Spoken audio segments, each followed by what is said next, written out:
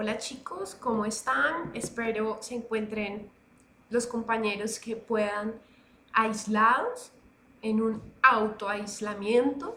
Es muy importante porque es la primera medida preventiva para mitigar la propagación del COVID-19. Claramente considero que es muy importante llevar este asunto a una discusión filosófica y política tal vez, bajo una serie de datos que yo voy a arrojar en este video.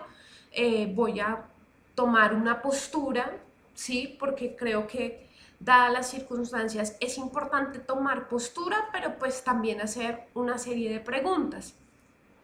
Eh, Igual está sometido a la discusión del grupo. Si hay diferencias, las discutimos. Si hay consensos, bienvenidos. Me parece importante que hablemos del COVID-19.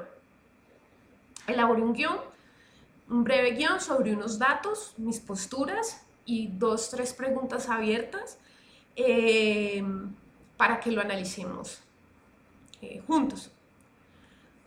Voy a leer porque sí, es bastante, tiene muchos datos y no quiero dar mal las cifras. A la hora de escribir el guión para este video, en el mundo ya existen 240.000 personas contagiadas con COVID-19. Los casos de muerte han sido de 10.000, la mayor parte en China e Italia, y casi 85.000 recuperados, de los cuales el 90% son en China. Vamos a dar unas cifras. En China hubo 81.163 casos de contagios y hubo 3.249 muertos. El restante, 70.535, fueron recuperados, es decir, el 4% de las personas contagiadas en China murieron. Sin embargo, China ya no es el foco del COVID-19, dado que no ha reportado nuevos casos desde hace un día. El foco hoy es Europa. El foco del COVID y de propagación del virus se encuentra actualmente en Europa. En Italia, miremos, hay 41.035 personas infectadas y 3.405 muertes, es decir, el 8.2% de las personas contagiadas han muerto, superando las muertes en China y con una cifra de contagios inferior en casi la mitad que la República Popular. Es decir, mientras China presentó 81.000 contagios e Italia va en 41.000, en Italia ya han muerto más personas que en China. Está España con 18.077 infectados y 831 muertos. El 4% de las personas contagiadas murieron. Y en Colombia, hoy hasta hace unas horas que hice el guión, iban 103 casos, de los cuales 45 eran en Bogotá. La propagación del virus es un escenario inevitable. Lo que se debe evitar es que la curva de crecimiento aumente de una manera exponencial, por lo que las formas de abordar la situación son claves. Tenemos en primer lugar el modelo chino, que hasta ahora ha sido el más efectivo para bajar la curva en un tiempo realmente corto. China puso en marcha medidas radicales para frenar la propagación de la epidemia, decretando un aislamiento absoluto en toda la provincia de Hubei, cuya capital es Wuhan.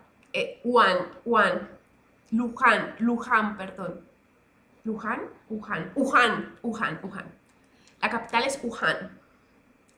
Las medidas radicales del gobierno chino fueron fuertemente criticadas por distintas figuras políticas occidentales.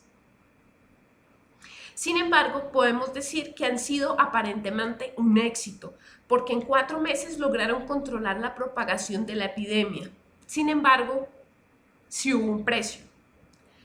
No solo encerrar a 60 millones de personas en casa bajo una norma que decretaba que de no hacerlo se recaería en multas, en fuertes multas, sino que se vio obligado a detener buena parte de la actividad económica y productiva, lo que le costó una recesión que llegó al 35.7%. incluso por debajo de la crisis del 2008, que estaba en 37 puntos.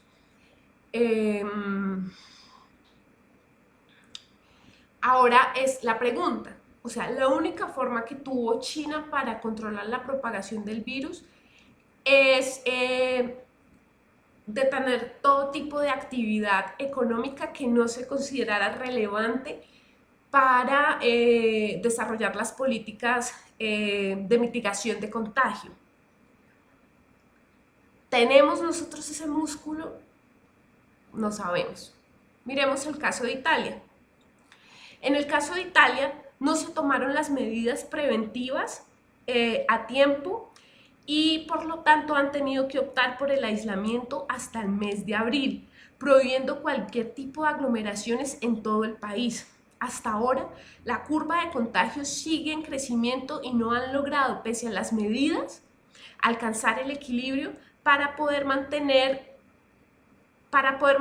el aislamiento de toda la población italiana y en general en Europa. Para poder sobrellevar la crisis, el gobierno italiano también ha pensado nacionalizar algunas empresas que se consideren estratégicas para poder sobrellevar y abastecer pues todo un país. Es decir, todas las empresas que se consideren de carácter estratégico para poder mitigar el impacto de la crisis deben recaer en el Estado para poder garantizar el bienestar, digamos, colectivo ante el aislamiento. Mi pregunta ¿es la política de acumulación de los grandes capitales la alternativa para garantizar el bienestar colectivo en todos los escenarios de la vida social, política y económica ante estos grados de crisis global? Mi respuesta es que no. Estos escenarios de pandemias han servido para crear sociedades más humanas que por las mismas calamidades jamás perdonarían a sus dirigentes actuar con una cartilla neoliberal con racionamientos económicos y sociales. Este escenario es un duro golpe para el capitalismo o, como lo llamaría Zizek, un golpe al estilo Kill Bill.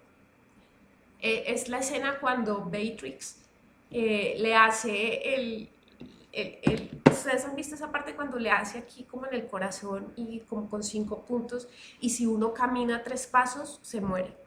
Obviamente esa técnica no existe, pero es una buena metáfora, me parece.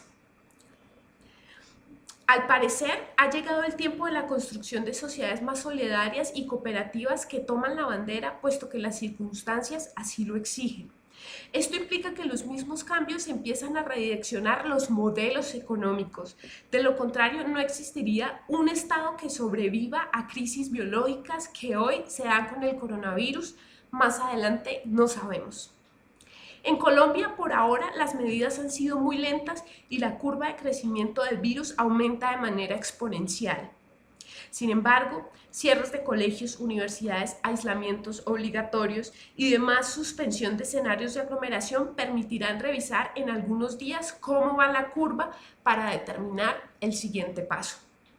Aún un estado tan débil como este, con un 60% de la población en condiciones de informalidad, un 12% de desempleo y profundos niveles de desigualdad, deberá buscar las formas de reorganizar las estructuras económicas para brindar la atención social necesaria y poder mitigar el impacto que tendrá el COVID.